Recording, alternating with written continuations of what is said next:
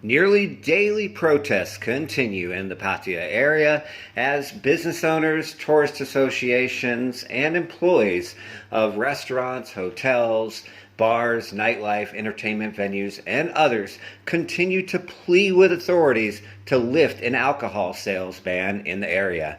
Hello everybody, it's Adam with TPM Media. It is December 1st, 2021, and let's get into our story.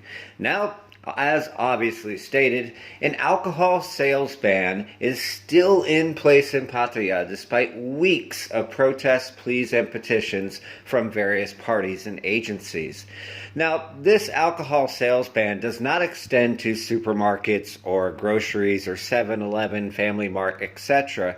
However, it does extend to everything else, restaurants, hotels, as well as tourism attractions, and of course the bar and nightlife and entertainment sector, which is normally very important for tourism reliant Pattaya, remains shuttered as well.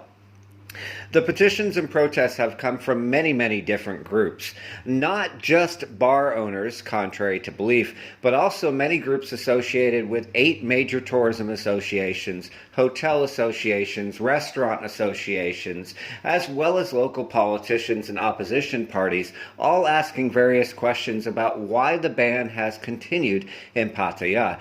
According to these groups and agencies and business owners, they're asking the following questions, such as, why is Bangkok, Phuket, Samui, and other areas in the country allowed to sell alcohol now by the Center for COVID-19 Situation Administration and their provincial and local leaders, but Pattaya, which according to Chonburi public health officials has a roughly 85% fully vaccinated rate, remains shuttered.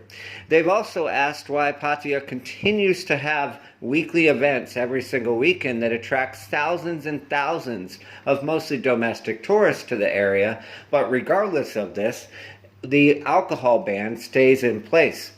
So even the domestic tourists that if they wanted to, technically they would not be able to have an alcoholic beverage at a restaurant.